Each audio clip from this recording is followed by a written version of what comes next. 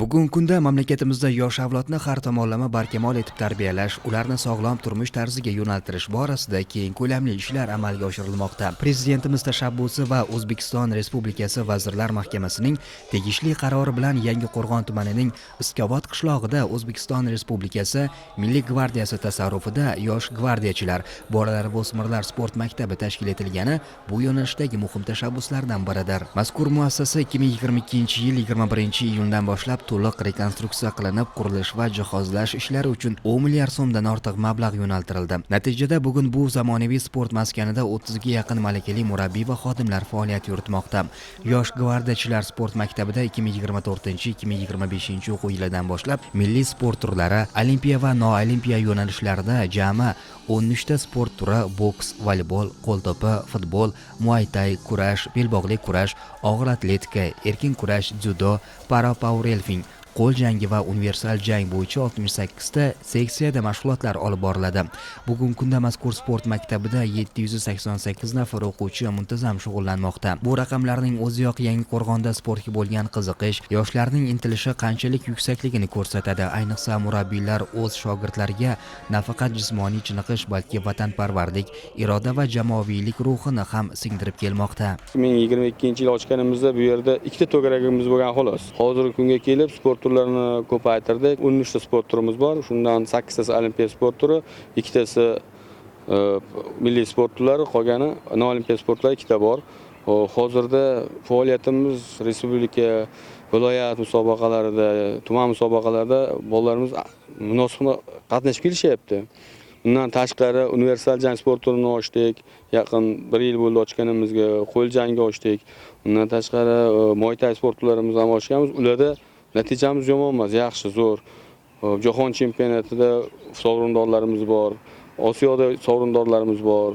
Hozir yil hisobini ko'targanimizda jahon chempionatida 16 ta chempion va sovrindorlarimiz bor. Osiyoda 24 ta chempion va sovrindorlarimiz bor. O'zbekiston terma jamoasi safida ham o'quvchilarimiz qatnashib, mana jahon chempionatida o'rin olishyapti. Bu yerda mahalliy aholilar ham chiqib shug'ullanishadi. Yosh, qari, ertalab ham bu yer juda gavjum bo'ladi. Kurash zallarimiz, voleybol zalimiz bor. Bu yerda bir vaqtni o'zida mana ko'rgan bo'lsangiz, ertalabki trenirovkaning o'zida 150 tadan oshiq mashg'ulot o'tib bo'lindi. Birinchi navbatda buni ochib bergan qilingani uchun prezidentimizga o'z minnatdorchiligimizni bildiramiz. Kelgusida bizning niyatlarimiz yana sport turlarini ko'paytiramiz. Bu yerdan nafaqat Osiyo, qolaversa olimpiya chempionlarini ham, jahon chempionlarini yana ko'paytirib, undan da yuqori natijani O'zbekiston bayrog'ini yuqori ko'tarishga harakat qilamiz. Xalqaro maydondagi yutuqlarga to'xtalsak, 2025-yil iyul oyida sport maktabining 19 nafar sportchisi Qirg'iz Respublikasida o'tkazilgan universal jang sport turi bo'yicha Osiyo chempionatida ishtirok etib, 8 ta oltin, 4 ta kumush va 7 ta bronza medallarni qo'lga kiritdi. Ularning g'alabasi nafaqat ustozlar, balki butun viloyat sport jamoatchiligi uchun faxrli voqea bo'ldi. Shuningdek, joriy yilning sentyabr oyida Xorazm viloyati Urganch shahrida ilk bor o'tkazilgan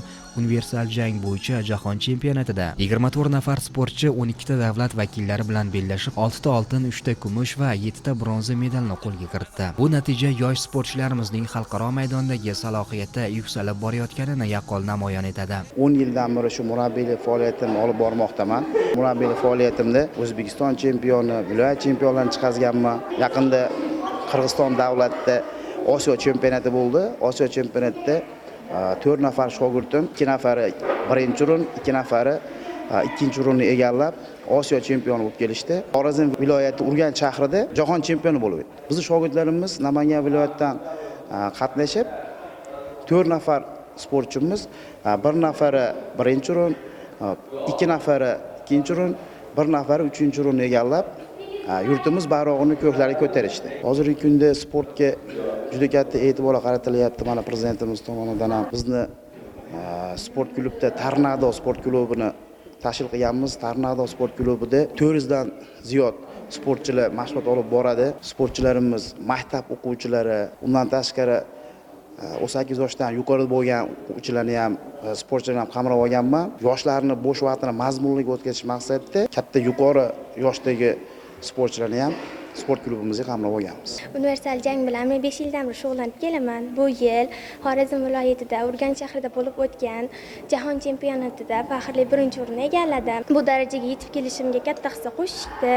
Shuning uchun ustozlarimga o'z minnatdorchiligimni bildiraman. Universal jang o'zi harbiy sport turi bo'lib, Qozog'iston, Turkmaniston, Afg'oniston, Koreya va boshqa davlatlar bilan bellashdim va shulardan yutib birinchi o'rinni egallab keldim. Men bu sport turidan muntazam shug'ullanib kelajakda Milliy gvardiya xodimi bo'lmoqchiman.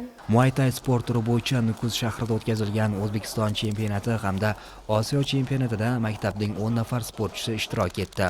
Ulardan 3 nafari mamlakat chempioni degan yuksak g'alabaga sazovor bo'ldi. 6 nafar sportchi esa Osiyo chempionatida qatnashish yo'llanmasini qo'lga kiritdi. 2023-yildan beri faoliyatimizni olib bormoqdamiz. Undan oldin ham Muay Thai bo'yicha yoki sport sohasi bo'yicha ham ancha ishlar olib borilgan. Hozirgi kunda juda katta e'tibor berilyapti. Muay Thai sohasi bo'yicha asosan 6 ta guruhimiz bor. Hozirgi kunda shu kungacha jahon chempionimiz chiqdi, Osiyo chempionlarimiz chiqyapti. Xudo xolasa bolalarni asosan bo'sh kunini bo'sh qoldirmaslik maqsadida, yaxshi tarbiya berish maqsadida bu ishni olib bormoqdamiz. Shu ring bizga kerakli barcha sochi shilemidan tortib oyoqda putasigacha hamma sharoitimiz bor hozirgi kunda. Xudo xolasa bundan bekiga astoydil harakat qilamiz. Bizga berilayotgan bu imkoniyatlar uchun prezidentimizga rahmat deb aytib qolamiz. Yosh gvardiyachilar sport maktabi bugun Yangiqo'rg'on tumani uchun faxr, yoshlar uchun imkoniyat manziliga aylangan. Bu yerda musobaqalarda ishtirok etib, bir vaqtning o'zida murabbiylik qilayotgan yosh sportchilar ham faoliyat yuritmoqda. Ular o'z tajribalarini kichik avlod bilan bo'lishib, nafaqat sport mahoratini, balki mehnatsevarlik, intizom va g'alabaga ishonch ruhini singdirishmoqda. Sportning boks turi bo'yicha muntazam 10 yil davomida shug'ullanib keldim. Ushbu faoliyatim davomida ko'plab viloyat chempionati, respublika chempionatlarida ko'plab sovrindor bo'ldim, qo'lga kiritdim yutuqlarni. Ushbu natijalardan keyin prezidentimiz tashabbuslari bilan bizning natijalarimizni ko'rib, sharoitlarimizni o'rganib chiqishdi. Ushbu sharoitlardan Namangan yosh gvardiyachi sport maktabini tashkil qilib berishdi. Buning uchun ularga avvalambor kattakon rahmat aytamiz. Ushbu sport maktabi qurilgandan beri ko'plab respublika, viloyat chempionlari chiqardim. Mana Xudo xohlasa yaqinda o'tkaziladigan Osiyo chempionatlariga mana bitta boksda emas, qolgan sport turlarida ham yaxshi natijalarga erishishyapti. Universal jang, Muay Thai, futbol, kurash kabi sport turlari juda ham yaxshi keng rivojlandi. O'quvchilarni oldi, eng katta o'quvchilarim hozir oliy ta'limda hammasi harbiy universitetlarga kirishyapti, ichki ishlarga kirishyapti. Hozirgi endi kelgusida bu kichkina shug'ullanayotgan o'quvchilar orasidan viloyat chempionatiga tayyorlayapmiz.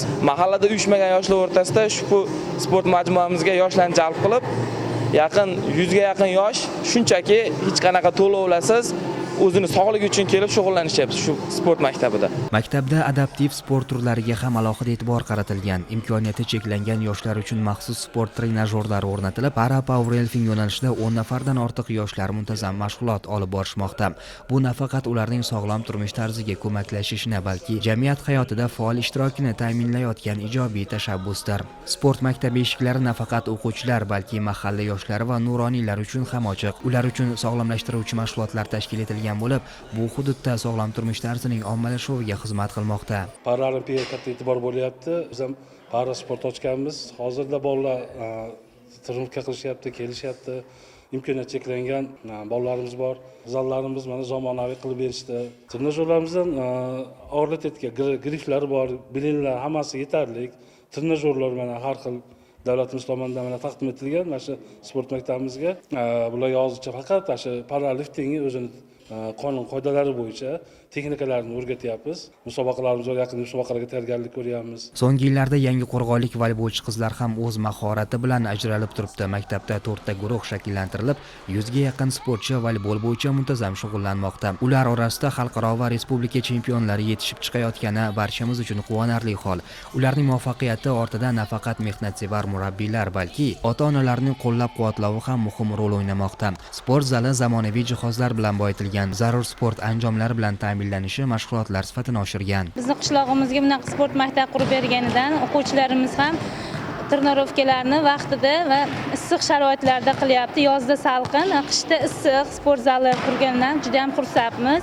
Yangiqo'rg'on tumanida voleybol juda ham rivojlangan bo'lib, boshqa tumanlardan ham kelib shug'ullanishadi. Asosan bazamiz 63-maktabda, biz ularga qarashli bo'lib, bizni ham o'quvchilarimiz Mana 2-3 o'quvchilarimiz respublika musobaqalariga qatnashishni boshlashdi. Faxrli 1-2 o'rinlarni olib kelishmoqda. Kelgusida Xudo xolasa mana shu Milliy gvardiyadan ham komanda tashkil qilib, respublikada 1-2 o'rinlarni olib Osiyo o'yinlariga chiqish niyatlarimiz bor. Yoshligimdan voleybol sport turiga qiziqqanim tufayli 4-sinfdan boshlab mana hozirgi 7-sinfgacha turli faxrli 1-o'rinlarni olib kelmoqdamiz va turli musobaqalarga bordik va yana yaqinda Toshkentda bo'lib o'tgan respublika musobaqasida faxrli 1-o'rinda olib kelmoqdamiz. Kelajakda va biz Osiyo va jahon chempionlariga chiqish istaklarimiz bor va buni albatta amalga oshiramiz. Millionlar o'yini bo'lgan futbol bo'yicha 7 ta guruhda 100 dan ortiq yoshlar shug'ullanadi. Futbol mashg'ulotlari orqali bolalarda jismoniy bardoshlik, tezkorlik kabi fazilatlar shakllanadi. Ayniqsa jamoa o'yinida har bir futbolchi o'z o'rnini his etishni, bir-birini qo'llab-quvvatlashni va natija uchun mas'uliyatni bo'lishni o'rganadi. Natijada maktab futbolchilari tuman va viloyat miqyosidagi musobaqalarda yaxshi natijalar qayd etmoqda. Futbol bo'yicha o'tkazilayotgan o'quv-trening mashg'ulotlarining samarasi shundaki, iqtidorli yoshlar keyinchalik professional sport maktablari va futbol akademiyalariga yo'naltirilmoqda. Ular orasidan viloyat va respublika miqyosida tanilgan futbolchilar yetishib chiqayotganining o'ziyoq bu tizimning to'g'ri yo'nalishda ekanini ko'rsatadi. Hozir 3 ta guruhimiz bor futbolda. 40 dan ortiq o'quvchilar shug'ullanib kelishyapti. Bu yilgi yilda Xudo xolasa Lokomotiv futbol maktabiga 3 nafar o'quvchimizni berganmiz. Qolganlari ham iqtidorlilari ko'p. Bu yil yozda Hokim kubogida ishtirok etdik. Andijon Xonobod shahrida Navruz Cup musobaqasi bo'ldi. Butun vodiy jamoalari qatnashdi. Faxrli unda 1-o'rinni olib keldik bolalar bilan. Xudo xolasa harakatli yaxshi. Hozir o'z seleksiya ishlarini boshlaganmiz. O'zimizga mana shu yosh gvardiyachi sport maktabiga bitta yaxshi komanda qilish niyat. Maktabda intellektual sport turlari, shaxmat, shashka va stol tennisi orqali bolalarda mantiqiy fikrlash, strategik qaror qabul qilish, diqqatni jamlash qobiliyatlari mustahkamlanmoqda. Prezidentimiz ilgari surgan sog'lom avlod kelajagimiz poydevori g'oyasi ana shunday maqsadlarda amaliy ifodasini topmoqda. Yangi qo'rg'onlik yosh sportchilarning yutuqlari esa bu yo'ldagi muvaffaqiyatlarni yanada mustahkamlayapti. Yosh gvardiyachilar, bolalar va o'smirlar sport maktabida har bir o'g'il-qiz o'z iste'dodini kashf etadi. Kuchini sinovdan o'tkazadi va eng muhimi vatan ravnaqi yo'lida fidoyilik ruhida kamol topadi.